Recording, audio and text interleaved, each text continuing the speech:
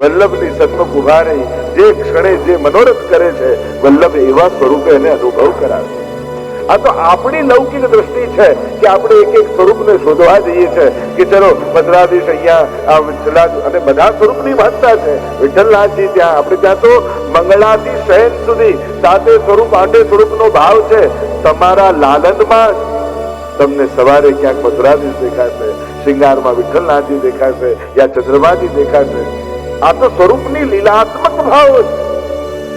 જયારે નિષ્ઠા સિદ્ધ થાય છે, મર્યાદા ભક્તિ ને પુષ્ટિ ભક્તિનો ફરક એ છે, મર્યાદા ભક્તિમાં જે સ્વરૂપે પ્રભુ બિરાજતા હોય અને તમે એની સન્મુખ જાઓ તો એ જ સ્વરૂપે પ્રગટ થઈને કૃપા કરે. અને પુષ્ટિ પુરુષોત્તમનો ફરક એ છે, ભલે ગમે તે સ્વરૂપે બિરાજતા હોય પણ તમે જે સ્વરૂપનો ભાવ લઈને જાઓ ઠાકોરજી એવા થઈને તમને મળે. અને વાર્તા સાહિત્યનું પ્રમાણ આપે છે કે પેલા બાલકૃષ્ણ લાલજી મદન મોહન લાલજી થઈ ગયા, કારણ કે વૈષ્ણવે મદન મોહન લાલજી સિવાય બીજા કોઈ સ્વરૂપ જોયા જ નહોતા. એને તેવું ઠંડીને કારણે ઠાકોરજી વળી ગયા છે. આમ બાલકૃષ્ણ લાલજી કેવા વળેલા ઘૂંટે, એને ઠંડીને કારણે આમ થઈ ગયું. ગરમ તેલ તૈયાર કરીને એવું ઘસ્યું. ઠાકોરજીને થયું કે આ વૈષ્ણવનો વાંક નથી, એને તો બીજા ઠાકોરજી જોયા નથી.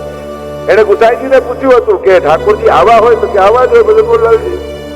તો વાંક ગુસાઈજીનો નહીં, વાંક વૈષ્ણવનો નહીં, પણ જો હું મદન મોહન લાલ ન થયો તો મારો વાંક ચોક્કસ.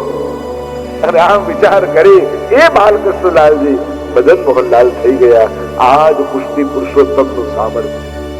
ફક્ત જે ભાવ લઈને તમે જશો તમારા પ્રભુ એવા થઈને તમને મળશે.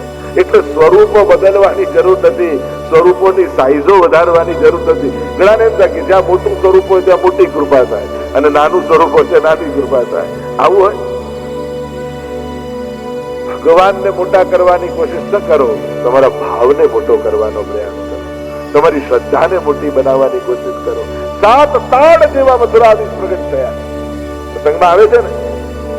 અને મહાપ્રભુજી કહ્યું આપની સેવા કરો. વૈષ્ણવ હાથ જોડ્યા, આ સ્વરૂપની સેવા કલયુગમાં સંભવ નથી.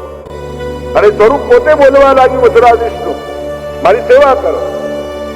મહાપ્રભુજી એટલું કહ્યું કે મારી ગોદમાં બિરાજો એવા થાવ તો તમારી સેવા કરી. અને કહેવાય છે કે મથુરાધીશ એ જ સમયે મહાપ્રભુજીની ગોદથી થોડી સુધી એટલા જેટલા હતા એટલા મથુરાધીશ થઈ ગયા. અને પછી પદ્મનાભદાસજીની વાર્તામાં એમને માથે પધરાવ્યા. આ પુષ્ટિ પુરુષોત્તમ છે. અહીંયા શ્રી હરિરાય મહાપ્રભુજી કહે છે વલ્લભ સાખી, પણ વલ્લભના નામમાં સમસ્ત વલ્લભ કુલ, સમસ્ત ભગવત સ્વરૂપો, સમગ્ર બ્રજમંડલ આ બધું જ સમાયેલું છે. ભેદ જોવો જ બહિર્મુખતા છે. આપણને શ્રી હરિરાય મહાપ્રભુજી શિક્ષાપત્ર વલ્લભ સાખીના માધ્યમ થકી આપણી બુદ્ધિમાં જે બધા ભેદો છે ને એને સમાપ્ત કરી આ સમગ્ર પુષ્ટિ સૃષ્ટિનો વૈભવ શ્રી વલ્લભના સ્વરૂપમાં સમાયેલો છે એવો દ્રઢ ભાવ આપણને આપી રહ્યા. અને જયારે આવો દ્રઢ ભાવ થઈ જાય પછી તમે જ્યાં પણ જશો, જે ભાવ કરશો એવા સ્વરૂપે વલ્લભ તમને મળશે. શ્રી વલ્લભ રાજકુમાર બિન વિદ્યા સબ સંસાર. શ્રી વલ્લભ રાજકુમાર શ્રી ગોસાઈજી વગર આ સંસાર મિથ્યા છે.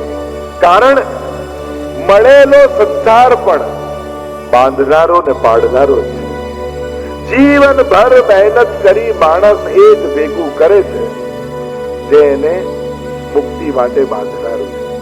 તમે તરવા માટે કૂદો તો પથ્થર બાંધીને કૂદો તો તરાય કે લાઈફ સેવિંગ ગાર્ડ બાંધીને કૂદો તો તરાય? જીવનમાં વિચાર કરો, ભવસાગર તરવા માટે કૂદ્યા તો છીએ પણ જોડે બાંધ્યું શું છે?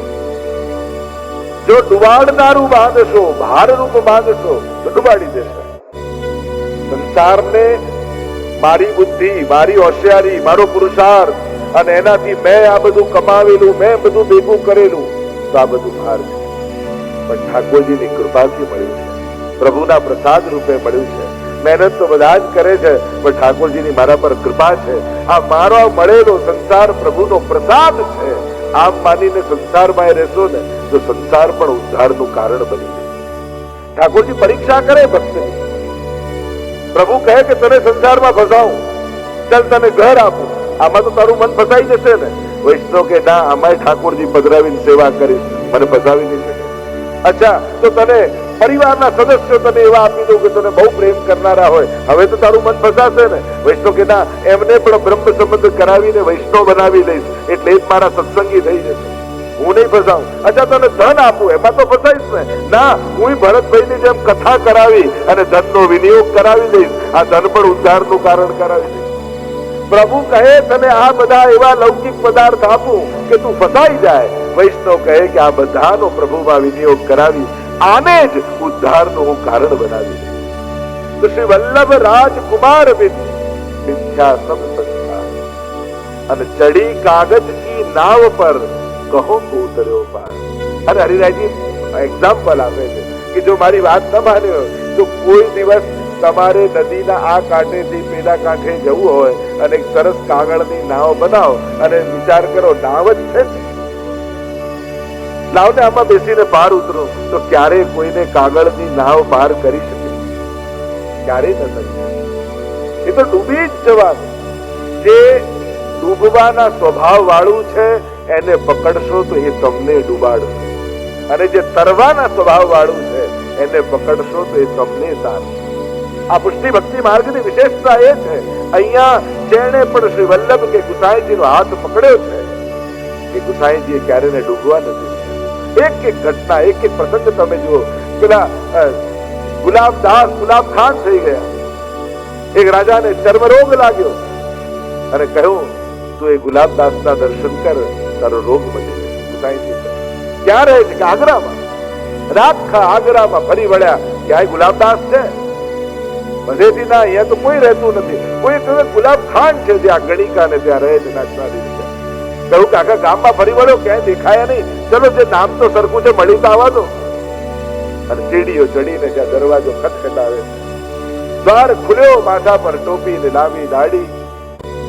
પૂછ્યું કોણ છો? અને આ રાજાએ કહ્યું હું વૈષ્ણવ છું.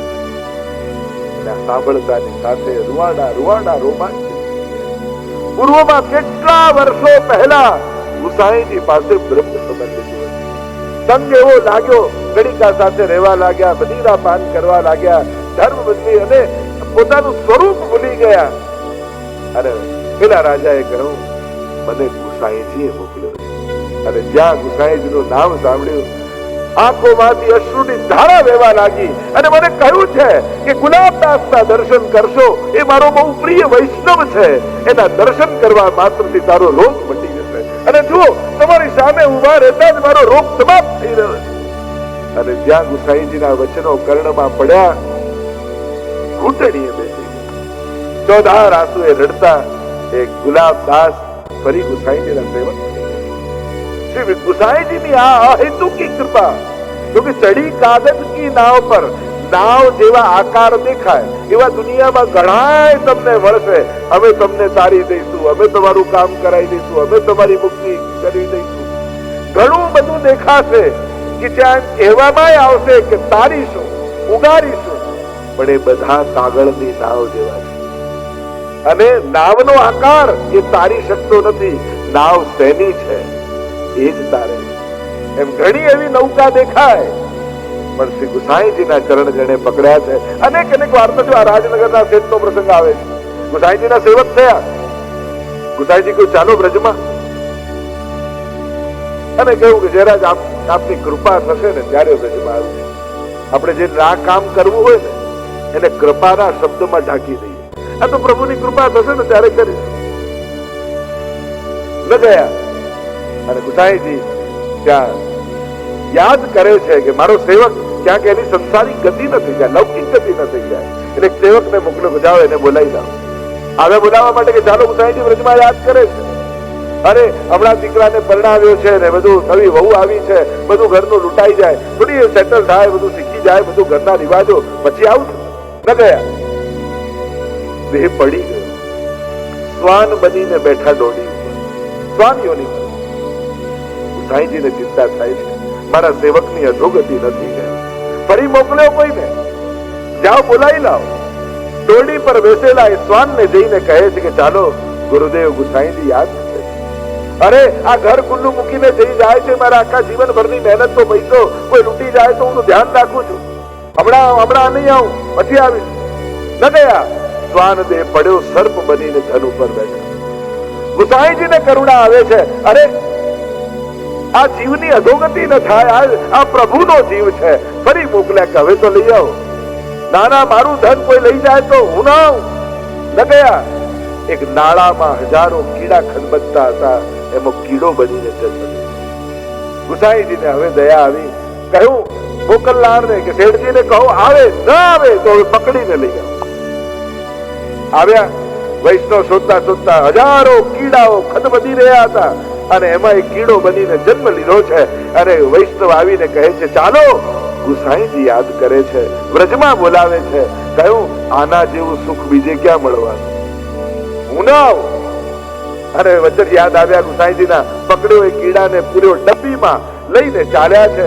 આવ્યા છે ગુસાઈજી યમુનાજીના તટમાં ગોકુલમાં સંધ્યા વંદન કરી રહ્યા છે. અને સંધ્યા વંદન કરતા એ વૈષ્ણવ આવ્યા. પૂછ્યું શેઠજી આવ્યા? કહ્યું આવ્યા તો નથી પણ લઈ આવ્યો છું. ક્યાં છે? કે આ ડબ્બીમાં. એ કેટલા જન્મો કયા, ગુરુ યાદ કરે છે પણ સેવક જવા તૈયાર નથી. ગુસાઈજી કહ્યું લાવો મારી પાસે. ડબ્બી ખોલી કીડો બનેલા એ શેઠજીને યમુનાજીમાં પધરાવ્યા અને સદૈવ એની લીલામાં પ્રાપ્તિ થઈ. ચડી કાગજ કી નાવ પર કહો ઉતર્યો પાર. શ્રી ગુસાઈજી વગર આ જીવને કોણ તારી શકવાનું?